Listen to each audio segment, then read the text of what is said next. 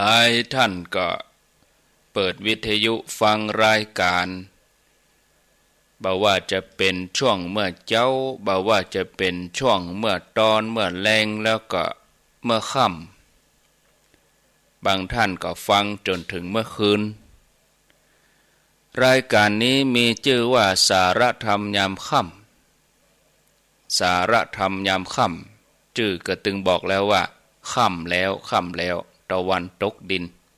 18:15 นาทีเป็นต้นไป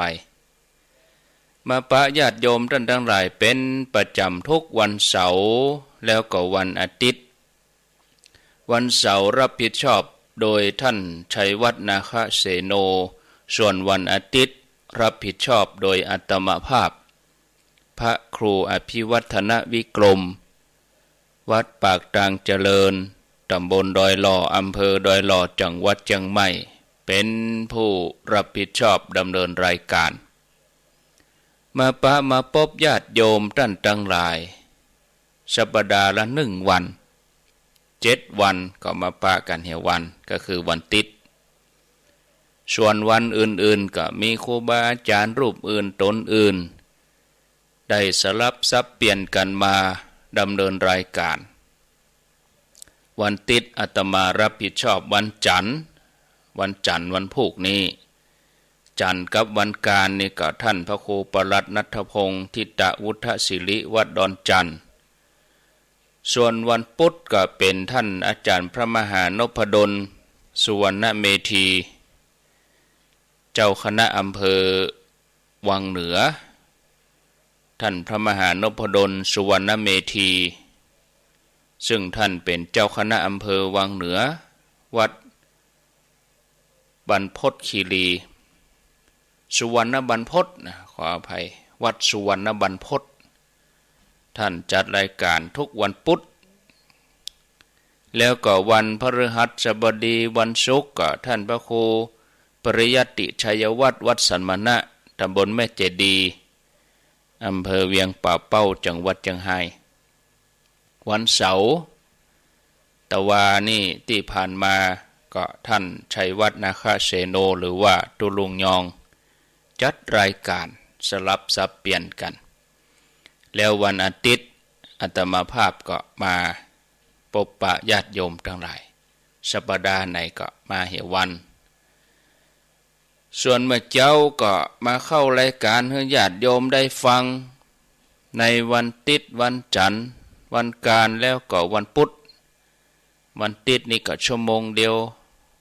วันจันทร์นี่บ่มีอย่างวันพุธนี่ก็ยกเวลาให้กับท่านพระมหาสมชาติชาตปัญโยตี 3 ถึงตี 5ตี 5 ถึง 6 โมงอาตมาจัดรายการวันการก็ท่านสาธิตธีระปัญโยอาตมาจัดรายการตี 3 ถึงตี 4 กึ่งตี 4 กึ่งก็ท่านสาธิตจัดรายการเมื่อเจ้าส่วนวันพุธก็อาตมาบางวันก็เข้ารายการบางวันก็ไม่ได้เข้าถ้าบางวันได้เข้ารายการก็จัดกึ่งชั่วโมงตี 3 กึ่งก็ท่านพระครูสังฆลักษณ์ธนอัตถ์จัดรายการแล้วก็วันพฤหัสบดีอันนั้นก็เป็นตุลุงยองพัดจุกเสาท่านชัยวัฒน์นาคเสโนจัดตี 3ก็เปลี่ยนกันไปอย่างเนี้ยญาติโยมท่านทั้งหลายวันนี้ก็ต้องขออนุโมทนา94.50 แม่ขจารย์โมเดิร์นเรดิโอแล้วก็ทราบข่าวว่าในวันเสาร์วันติดนี่ก็ทางท่านพระครูสมุวิสุวัตวรกิจโจท่านผู้อำนวยการสถานีวิทยุคลื่น 104.50 ท่านได้เชื่อมสัญญาณเกาะสัญญาณนำรายการนี้ไปสู่ญาติโยมผู้ฟังทางบ้านทุกวันเสาร์แล้วก็วันอาทิตย์เวลา 18 นาฬิกาเป็นต้นไปจนถึงเวลา 2 ทุ่มบางวันก็ถึงเวลา 1 ทุ่มบางวันก็ 2 ทุ่มก็ขึ้นอยู่กับครูบาอาจารย์ที่เปิ้นจะจัดรายการต่อมาปะกันแล้วบ่เฮอได้ขาดแคลวเสียเวลาวันนี้นำเสนอสาระธรรมะให้กับญาติโยมได้ฟังเรื่อง อเสวนาจะพาลนังคำว่าอเสวนาจะพาลนังคือการบคบคนพาลผู้มีปัญญาพึงบคบคนพาลบ่เข้าหามิตรที่เป็นมิตรที่ชั่วบ่คบบุรุษผู้ที่มีพฤติกรรมที่ต่ำทรามผู้มีปัญญาพึงเข้าหากัลยาณมิตรคบหาคนที่มีความคิดสูงสุดเฮากู้คนที่เกิดมาในโลกนี้ต่างปรารถนาความสุขความเจริญปรารถนาให้สิ่งที่ดีงามสิ่งที่เป็นมงคลเกิดขึ้นกับตนองค์พระสัมมาสัมพุทธเจ้าพุทธองค์ทรงพบว่าสิ่งที่เป็นมงคลคือการบำเพ็ญบุญกุศลตัวบุญนี่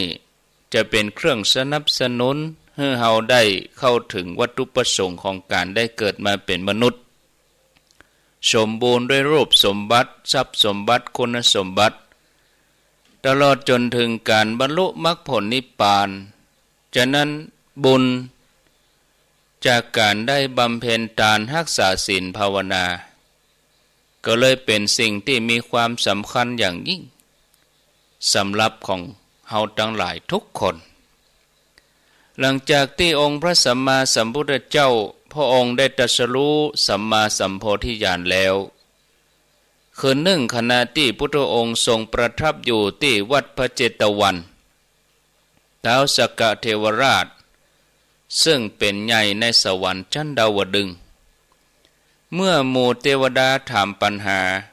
ถึงเรื่องเกี่ยวกับมงคลท้าวสักกะเทวราชพญาอินทร์ก็มีบัญชาให้เทวบุตรตนหนึ่ง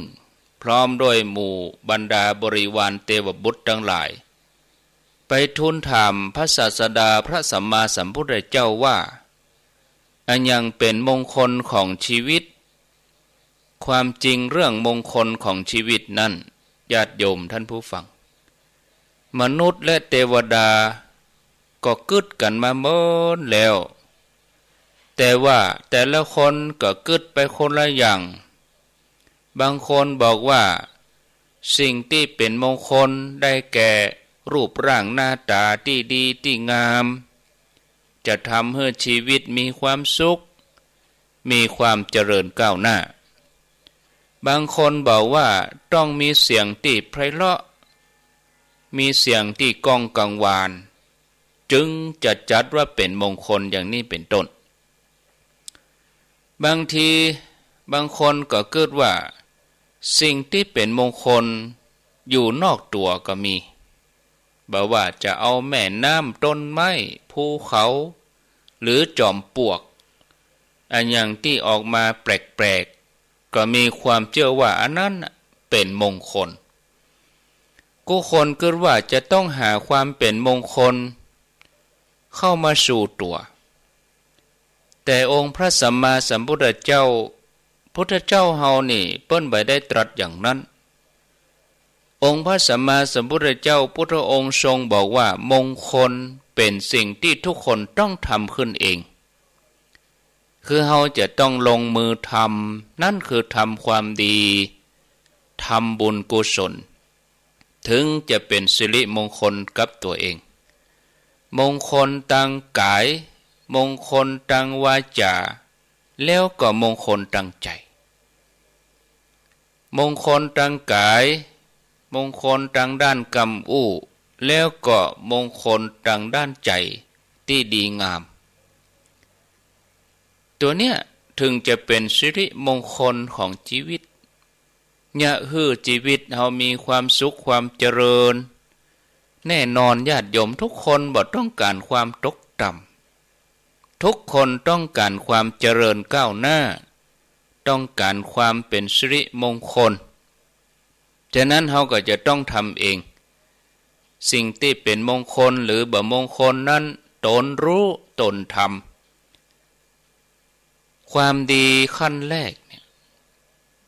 เปิ้นได้บอกไว้ว่าจะต้องบ่คบคนพาลในบทมงคล38ดังที่มีบทมงคลเป็นบาลีว่าอเสวนาจะพาลนัง ผู้มีปัญญาบ่พึงคบคนชั่วเป็นมิตรบ่พึงคบบุรุษผู้ต่ำทรามพึงเข้าหากัลยาณมิตรคบบุรุษผู้ที่สูงสุดคนพาลคือคนจะได้ญาติโยมท่านทั้งหลายคนพาลคือคนที่มีจิตใจขุ่นมัว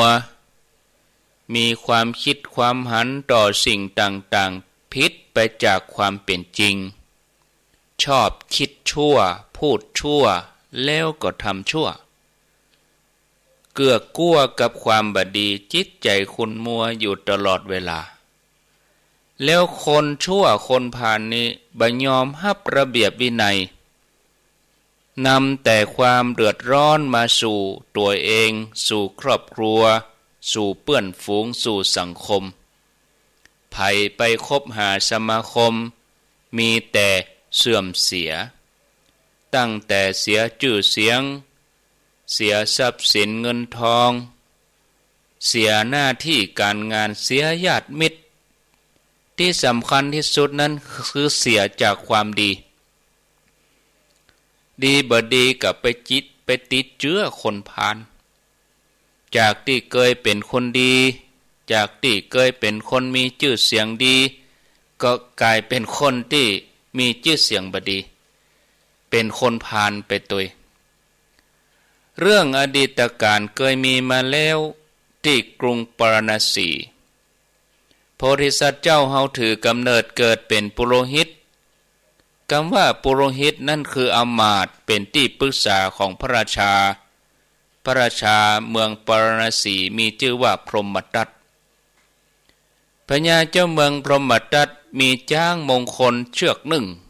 ชื่อว่ามหิลามุกเป็นช้างที่ใจดีเป็นช้างที่บ่เคยทำร้ายไผวันหนึ่งมีโจรกลุ่มหนึ่งญาติโยมหลังจากที่โจรกลุ่มนี้ปล้นชิงทรัพย์จากเจ้าบ้านแล้วตกเวลาเมื่อคืนหมู่โจรก็มาชุมนุมกันมาแอบมอบช่อนกันอยู่ที่โฮงช้างของพระราชาเพื่อจะปรึกษาหารือกันนัดแนะกันว่าวันพรุ่งนี้เขาจะทำการย่องเบาทำการจี้ปล้นชกชิงวิ่งราวจี้ปล้นที่ไหนแล้วเขาจะขุดอุโมงค์ตัดใดเขาจะทำลายเจ้าทรัพย์ด้วยวิธีใดที่จะบ่ฮื้อไผฮู้แล้วหมู่โจรนี่ก็จะสอนวิชาโจรให้กัน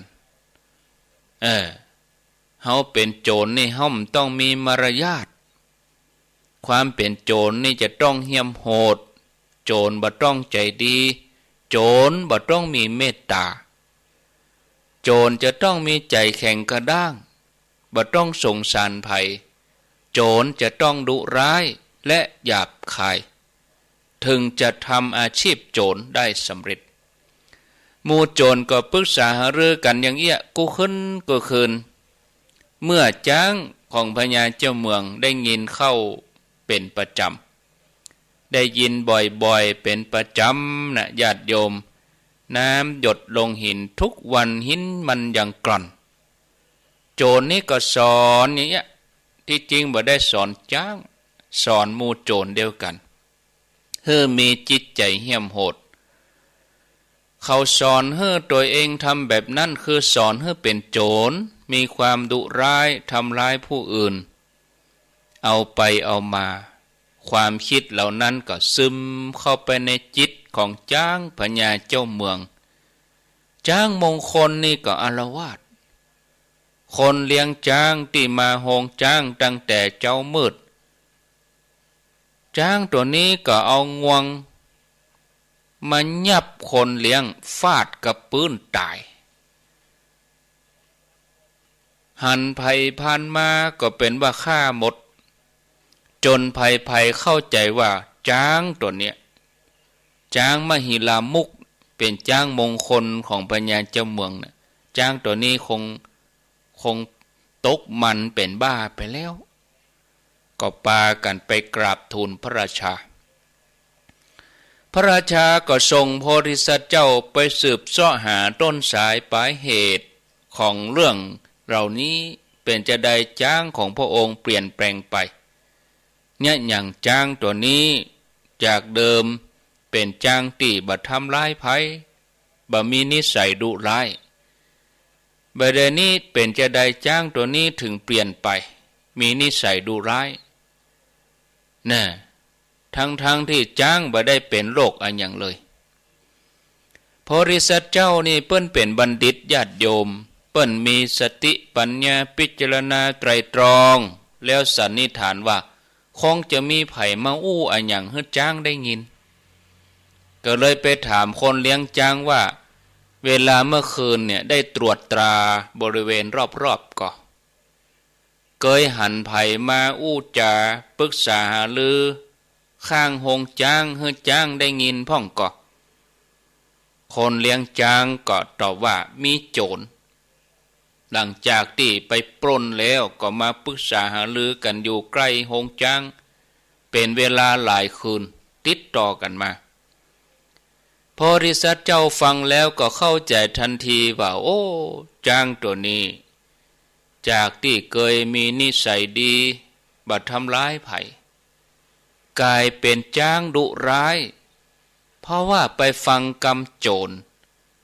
แล้วก็เข้าใจผิดเกิดว่าโจรสอนให้ตนได้ทำอย่างนั้นมีนิสัยดุร้ายแบบนั้นโพธิสัตว์เจ้าก็เลยไปกราบทูลพระราชาว่าจ้างบ่ได้เป็นบ้าบ่ได้ตกมันบ่ได้ป่วยแต่ที่จ้างเป็นอย่างนั้นเพราะว่าไปฟังกำโจร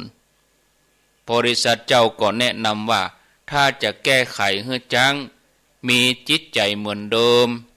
ก็จะต้องได้นิมนต์สมณพราหมณ์ผู้มีศีลมาอู้ธรรมะอู้แต่เรื่องดีๆอู้แต่เรื่องศีลเรื่องธรรมเอามาอู้ตีข้างหงจ้างเป็นประจำได้ยินเสียงพระสวดก็ดีพระบรรยายธรรมะเสียงน้ำเสียงธรรมชโลมใจก็คงจะเหมือนอย่างหมู่เฮาทั้งหลายถึงเวลาเฮาก็ฟังธรรมะกันฟังอันที่มันเป็นมงคลสิ่งที่มันดีกับหูและมันดีกับใจอันอย่างที่มันบ่ดีกับหูอันอย่างที่มันบ่ดีกับใจนั่นเฮาถือว่ามันบ่ใช่มงคลสำหรับหูเฮามันบ่ใช่สิ่งที่เป็นมงคลสำหรับใจเฮาแต่บางทีคนเฮามันชอบเปิ้นว่าอันนี้มันเหม็นอันนี้มันขยะก็ยังดมอยู่อันนี้มันเหม็นนะจะไปจิจะไปกำก็ยังเอามือไปจิแล้วเอามาดมอยู่เหม็นก็ทั้งที่เปิ้นเขียนติดหันว่ามันเหม็นนี่ญาติโยมมันเป็นอย่างนี้ทีนี้พญาเจ้าเมืองก็พิจารณาแล้วก็หันตัวรับสั่งให้จัดการตามนั้นโพธิสัตว์เจ้าก็นิมนต์สมณพราหมณ์ผู้ทรงศีลมาสนทนาเรื่องธรรมะเรื่องศีลเรื่องธรรมเอามาศรัทธาญาติโยมสมณะทั้งหลายก็สนทนากันเรื่องความดีเรื่องคนดีเนี่ยคนดีเป็นอย่างไรคนดีก็จะต้องมีกายวาจาใจที่เรียบร้อยบ่ใจแต่งกายงามแต่ใจนี่ดำใจขุ่นมัวกำอูฟังบ่ได้อันนี้ก็บ่ฮ้องว่าเป็นคนดีคนดีจะต้องมีศีลมีธรรมมีมารยาทดีงามอ่อนโยนบ่ติฉินนินทาไผบ่ทำร้ายไผมีเมตตาเอื้อเฟื้อต่อกันจ้างได้ฟังเนี่ยอันก็เข้าใจว่าโอ้บรรดาสมณพราหมณ์ทั้งหลายเหล่านี้สอนเฮาแต่นี้ต่อไปเฮาควรจะเป็นจ้างที่มีศีลมีธรรม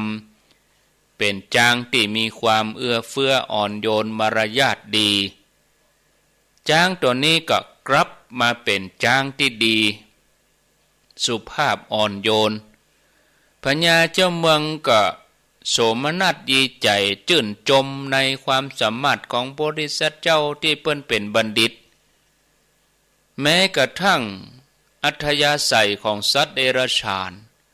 ก็สามารถจะเปลี่ยนได้ด้วยสติปัญญาของโพธิสัตว์เจ้าบัณฑิตพญาเจ้าเมืองก็เลยพระราชทานยศใหญ่ให้กับโพธิสัตว์เจ้าท่านผู้ฟังญาติโยมท่านทั้งหลายจากเรื่องราวที่เล่าให้ญาติโยมเขาฟังนี้พิจารณาแล้วเราก็จะหันว่าการคบคนพาลนั่นมันถึงบ่ดีแม้แต่จ้างได้ฟังกรรมอู้ของคนพาลฟังบ่อยๆฟังเป็นประจำกรอกหูทุกวันกลายเป็นจ้างบ่ดีไปเลยจ้างพาลไปเลยเป็นจ้างอันธพาลไปทำบาปทำกรรมโดยที่บ่ฮู้ตัวแต่เมื่อได้ฟังกรรมแนะนำของผู้มีศีลก็สำรวมมารยาทเรียบร้อยกลายเป็นจ้างที่ดีเหมือนเก่าเหมือนเดิมท่านผู้ฟังญาติโยมพ่อแม่พี่น้องท่านทั้งหลายคนเฮาก็เหมือนเดียวกันบ่ดีเผลอไปคบหาสมาคมทำความคุ้นเคยหรือว่าไปเกี่ยวข้องกับคนพาลบ่ว่าตั้งใดตั้งหนึ่งเพราะว่าถ้าเฮาถลำไปแล้วมันก็ยากที่จะถอนตัวสร้างกรรมสร้างเวรไปแล้วญาติโยมถ้าเฮาจิตใจเฮาบ่นักแน่นปอคุณธรรมเฮาบ่นักแน่นปอเพียงฟังกรรมของคนพาลบักกี้กรรมอู้เหล่านั้นก็อาจจะเฮาทำมือเฮาเนี่ยฮับเอาความคิดความหันของเขาเอามาไว้ในใจของเฮาทีละนิดละหน่อยโดยที่บ่ฮู้ตัวแล้วก็จะทำมือเฮาหันผิดไปตามความเป็นจริงส่งผลให้กรรมอูของเฮาการกระทำของเฮาใจของเฮาผิดพลาดไปตัวเฮาจะฮู้ได้อย่างใดว่าไผเป็นคนพาลองค์พระสัมมาสัมพุทธเจ้าพระองค์ก็ให้ข้อสังเกตง่ายๆว่าคนพาลก็คือคนที่กึดบ่ดีอู้บ่ดีทำบ่ดีนะยกตัวอย่างกึดอยากได้ของคนอื่นพยาบาทปองร้ายอิจฉาริษยาผิดไปจากทำนองครองธรรมอู้โกหกแต่ว่าอู้ไปอย่างวันนี้อู้ไปอย่างเพ้อเจ้อไร้สาระลักทรัพย์ประพฤติผิดในกามชอบฆ่าสัตว์เนี่ยเหล่านี้เมื่อตัวเฮาเริ่มคิดเริ่มอู้ทำอย่างนี้เฮาก็ฮู้ตัวว่าเฮาเริ่มจะติดเชื้อของคนพาลไปแล้วก็จะต้องเร่งแก้ไขโดยที่ปรับปรุงตัวแถมใหม่โดยที่เฮาตั้งหลายเนี่ยถือว่าเฮามีบุญกันมากมายอยู่แล้วถ้ามีบุญเฮาไปได้เกิดมาเป็นคนเฮาจะไปสร้างกรรมเพิ่มเติมเนี่ยอย่างแถมบุญของเฮาดีอย่างอี้แล้วนะญาติโยมเฮือตานรักษาศีลภาวนาทำใจให้ดีเฮือเข้าถึงคนดีบ่ว่าตั้งกายตั้งใจเพราะความดีจากคนดีนั่นเป็นแหล่งแห่งความดีงามสะอาดผ่องใสเฮาทำได้เฮาก็มีใจที่ใสสะอาดมีความหันถูกต้องตามทำนองครองธรรมหันตามความเป็นจริงฮักการสร้างความดีแล้วในที่สุดเชื้อแห่งความเป็นคนพาลมันก็จะก้อยลดไปหายไปออกไปจากกายวาจาใจของเฮาฉะนั้นญาติโยมขอให้หมู่เฮาทั้งหลายศรัทธาเฮาทั้งหลายบ่ควรดีประมาทเฮาบ่คบคนพาลแล้วเฮาก็จะต้องเตียวตามแนวของบัณฑิตนักปราชญ์การสร้างบุญสร้างบารมีเป็นสิ่งที่มนุษย์เฮาทุกคนต้องสร้างกันทุกวันเฮาบ่ควรไปสร้างบาปเฮาจะต้องสร้างบุญบางทีอยู่บ่ได้ก็สร้างบาปนั่นคือใจกึดไปทางนั้นกึดไปทางนี้บางทีออกมาทางวาจากึดบ่พอ บางทีก็กดโทรหาคนนั้นกดหาคนนี้จิตใจฟุ้งซ่านโอ้สร้างเรื่องบดีบ่เว้นแต่ละวันฉะนั้นเราจะต้องมาสร้างความดีสร้างบารมีกันตั้งแต่ทานะบารมีศีลบารมีธรรมกันไปจนกระทั่งถึงอุเบกขาบารมีเราเกิดมาเป็นมนุษย์เพื่อการนี้การความดีนี่ไม่ใช่การความชั่วการที่เราได้กายมนุษย์นี่นับว่าเป็นโอกาสที่ดีที่สุดในการสร้างบารมีนิ่งเราได้สัมมาทิฏฐิเข้าใจบาปบุญคุณโทษสร้างบุญสร้างบารมีได้ดังเต็มที่เพราะเรารู้ถึงอานิสงส์ที่จะเกิดขึ้นท่านผู้ฟังญาติโยมเราควรจะทุ่มเทในการสร้างความดีสร้างบุญสร้างบารมีเราเกิดมาเราใจชีวิตให้มีคุณค่าได้สร้างบารมีเป็นงานที่เราจะต้องทำในชาติเนี้ยสิ่งที่เราควรทำกับกิจวัตรประจำวันก็คือมันทำใจของเราให้เบาสบายหยุดนิ่งแล้วก็เพียรที่จะระลึกนึกถึงพระแก้วเจ้าทั้ง3ประการญาติโยมทั้งหลายคนเราทุกคนดำรงอยู่ได้ด้วยการเสียสละแบ่งปันด้วยการฮื้อชีวิตของเราตั้งแต่เราถือกำเนิดเกิดมาจนหมดลมหายใจจนลมหายใจเฮือกสุดท้ายต้องเกี่ยวพันกับการเป็นผู้ฮื้อแล้วก็เป็นผู้รับเริ่มต้นเราได้ชีวิตจากการฮื้อพ่อแม่ฮื้อเราเมื่อเติบใหญ่ขึ้นมาเปิ้นก็เลี้ยงดูฮื้อชีวิตฮื้ออาหารฮื้อการดูแลฮื้อความอบอุ่นใหญ่ขึ้นมาแหมน้อยเขาก็ได้รับการศึกษาได้ความรู้จากโรงหำโรงเรียนครูบาอาจารย์บางครั้งเขาก็ได้เป็นตึงผู้ฮื้อแล้วก็ผู้รับโดยเฉพาะการเดินทางข้ามวัฏสงสารที่มันยาวไกลเขาต้องฮื้อสิ่งที่ดีเพื่อจะได้สิ่งที่ดีติดตัวเขาแล้วเมื่อเขาฮื้อสิ่งที่ดีผลบุญอันเกิดจากการได้ฮื้อน่ะมันก็จะบังเกิดผลทานที่เราทำไปนั้นบ่สูญหายไปไหนเนอะญาติโยมจะเป็นสิ่งที่ติดตัวเราไปข้ามภพข้ามชาติสิ่งเหล่านั้นจะอำนวยความสะดวกให้เราได้สมบูรณ์พูนสุขจนกระทั่งปฏิบัติเข้าถึงนิพพานสมบัติครั้งนี้ญาติโยมเมื่อเราทั้งหลายได้บริจาคได้เอื้อเฟื้อเผื่อแผ่แบ่งปันตามแนวทางของนักปราชญ์บัณฑิตศรัทธาญาติโยมจะเล่าเรื่องให้ฟังเมื่อองค์พระสัมมาสัมพุทธเจ้าพระองค์ประทับอยู่ที่วัดพระเจตวันพุทธองค์ก็ปรารภถึงภิกษุรูปหนึ่งผู้มีอัธยาศัยในการปั้มเป่งตาลก่อนที่เปิ้นจะตัดสินใจเข้ามาบวชเปิ้นเป็นลูกของเศรษฐีเมืองสาวัตถีเมื่อได้ฟังธรรมของพระเจ้าก็มีจิตเลื่อมใสขออนุญาตพ่อแม่ไปบวชเพื่อแสวงหาหนทางในการปฏิบัติเพื่อความหลุดพ้นเมื่อบวชแล้วท่านก็เป็นผู้มีศีลบริสุทธิ์ปฏิบัติธุดงควัตรมีจิตแผ่เมตตาเพื่อประพฤติพรหมจรรย์เป็นผู้บ่ประมาทในการบำรุงพระพุทธเจ้าพระสงฆ์ท่านปฏิบัติอย่างนี้วันละ3 ครั้งเป็นผู้ที่ถึงพร้อมโดยจริยวัตรที่งดงามมีเสขียวัตรน่าเลื่อมใสคุณสมบัติพิเศษของท่านคือเป็นที่สรรเสริญของเปื้อนสหธรรมนั่นคือแม้ว่าท่านจะบวชมาหลายวาษาท่านก็ยังมีอัธยาศัยชอบในการฮือทานยินดีในการดำรงตนเป็นผู้ที่ฮือนักกว่าเป็นผู้ที่ฮับ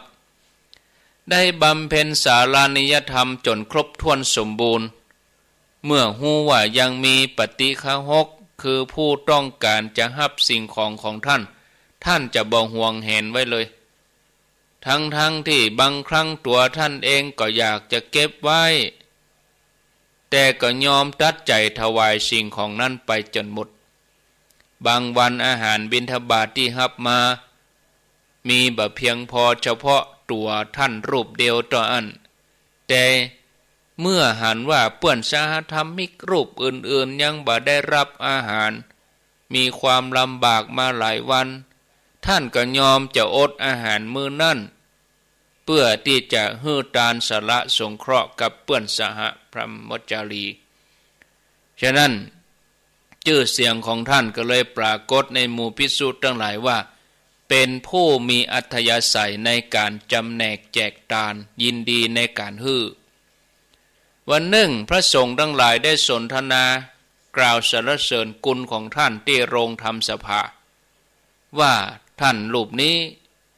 เป็นผู้ที่มีอัธยาศัยในการฮื้อยินดีในการฮื้อ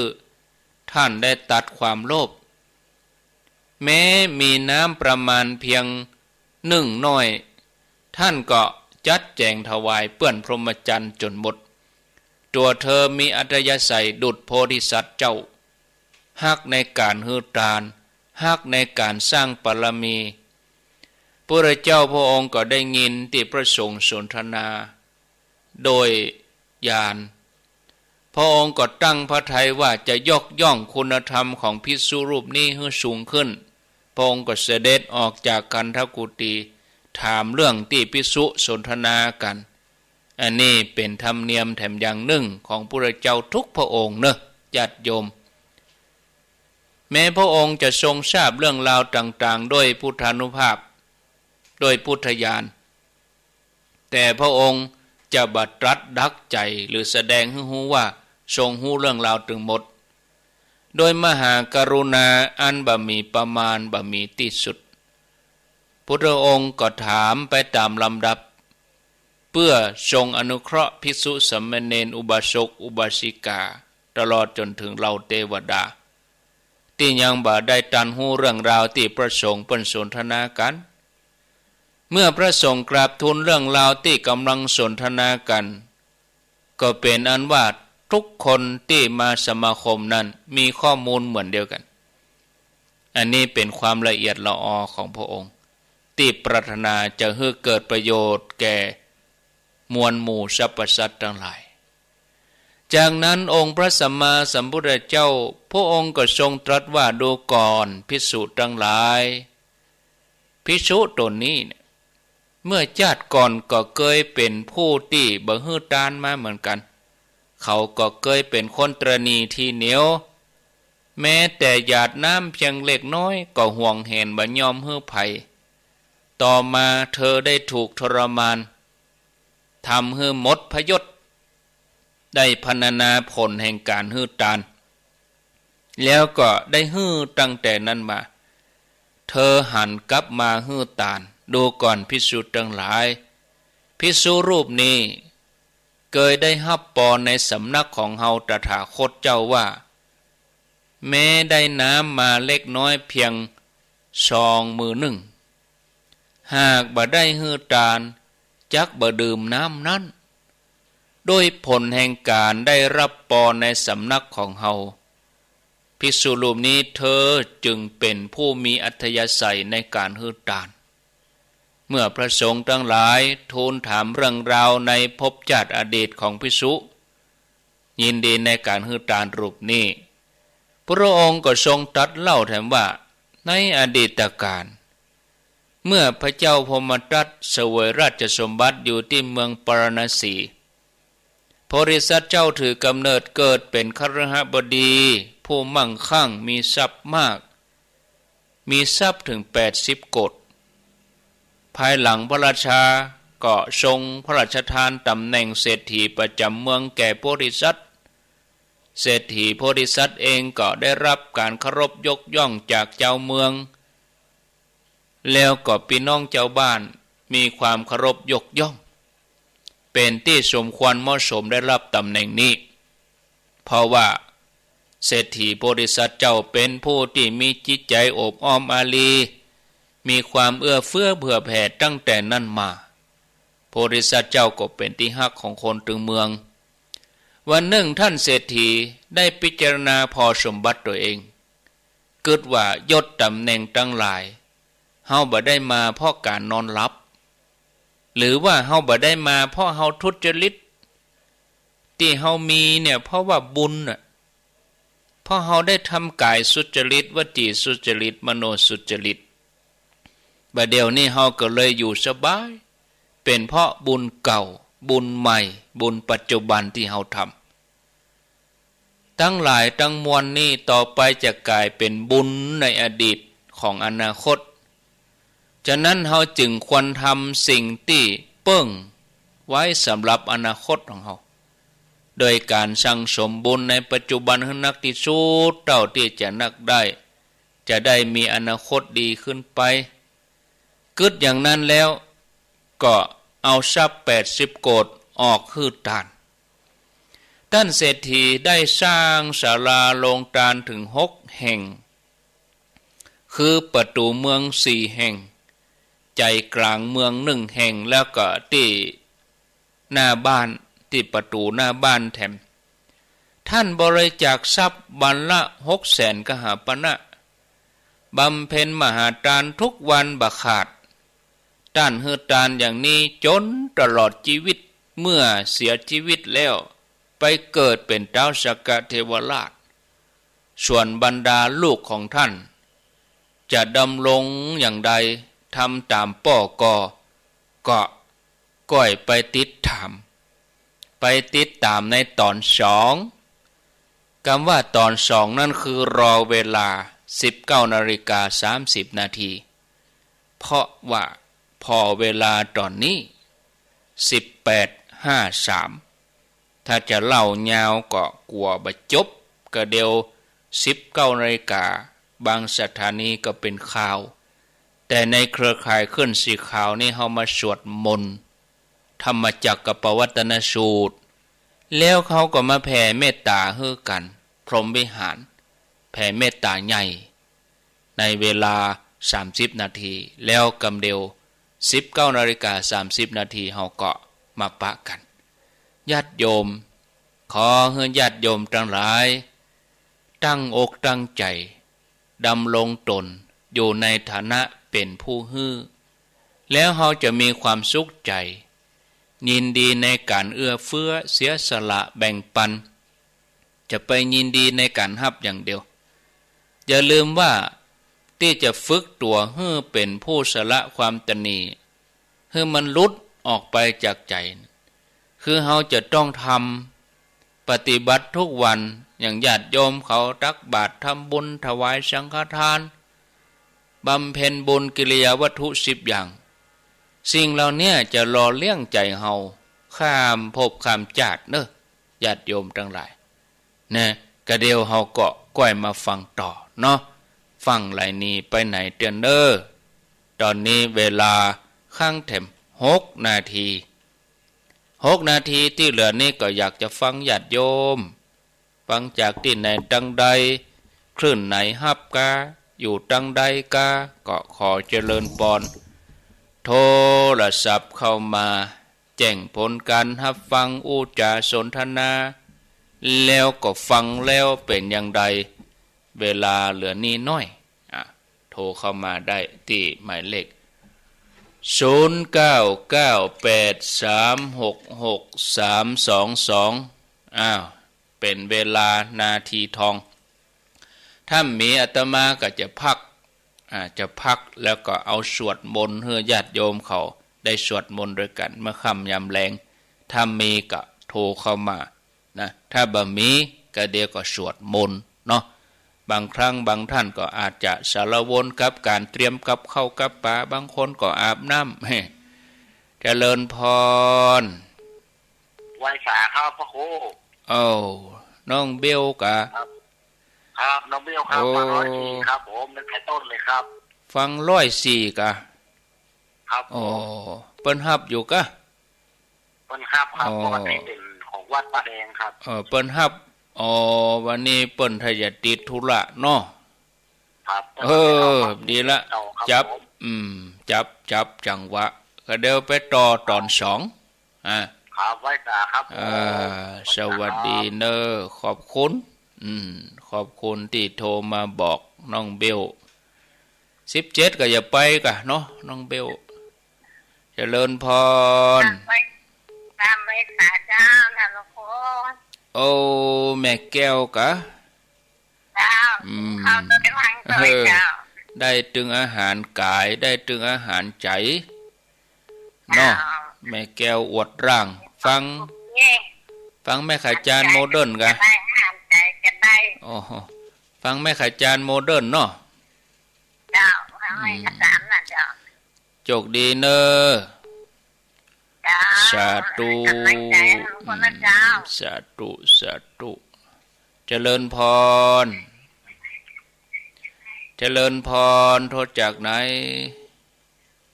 นักการเจ้าโอ้เจริญพรนี่คือยายพรกะเจ้าโอ้โหยายพรกินข้าวแรงแล้วกะเจ้าไม่ได้กินเจ้าเอาอาหารตั้งใจก่อนเนาะเดี๋ยวไปต่อตอนสองถ้าเปิ้นฮับลวดนะถ้าเปิ้นฮับสัญญาณลวดก็ได้ฟังรอบสองเป็นยังฟ้าแม่ฟ้าห้องก็ปิดเหียโมทนาเนอสาธุเดี๋ยวถ้าเปิ้นลิงต่อก็ได้ฟังต่อถ้าว่าก็ถ้าเป็นนี้ก็เฮาก็ฟังกันอาตมาเมื่อแรงอย่างนี้มาวันเดียวมาก็วันติดวันเสาร์ก็ตุลุงยองจันทร์ถึงศุกร์ก็ตนอื่นเมื่อคืนลาดตำราเมื่อคืนก็ไม่ได้จัดละเดี๋ยวนี้พยายามลดตัวเองแล้วก็เมื่อเจ้าเมื่อก็บาล่ำจัดละแม่แรงบ่าย3ก็จะต้องลดตัวเองดูเนาะก็จะถวายให้พระคุณเจ้าตั้งลำปางตั้งพะเยาบัดเดี๋ยวนี้กำลังรวมเครือข่ายต่อไปอาตมาก็อาจจะเหลือเดือนไหนมาเหวันเนาะ0998366322มีก็เข้ามาเนอะจะโทรเข้ามาก็ขอเจริญพรเจริญพรเจริญพรไม่สาเจ้าฟังจังเขียนเจ้าโอ้จังเขียนในเมืองเนาะกันเดียวถ้าสมมุติว่าขึ้นต้นถ้าต้นตัดสัญญาณกันเดียวพระเจ้าก็จะเข้าไปไปไปฟังทางนั้นอินเทอร์เน็ตเนาะเจ้าได้ไปต่อกันพันเกิงชั่วโมงก็สวดมนต์ก่อนเนาะเจ้าเพราะว่ามีอันที่เกี่ยมสวดมนต์ว่าธรรมจักรกับธรรมจักรกับพรหมวิหารดีเนอะสาธุอีกาเขาก็สวดมนต์ด้วยกันเกินชั่วโมงก็พอดีใจเขาก็จะนิ่งนิ่มเนาะสายสุดท้ายเจริญพรครับกราบนมัสการครับว่าได้ปีอ้ายชัดเจนดีครับโอ้เมื่อขจานโมเดิร์นกะสวัสดีเนอเอาคนหน่อยอินดูบนเนาะเจริญพรมาจากเจ้าโทษจากที่ไหนใจเด้อสารพระครูโทษจากไหนแม่วังเจริญเจ้าวังเจริญวังเหนือกะเจ้าวังเจริญอำเภอเหนือจังหวัดลำปางเนาะเจ้าโชคดีเนอหมดเวลาเฮาเห็นละขออภัยสวดมนต์เนอะวะเมสุตังเอกังสัมมายังภะคะวาภาราณสิยังวิหารติอิสิปตะเนมิขทาเยตาตระโคภะคะวา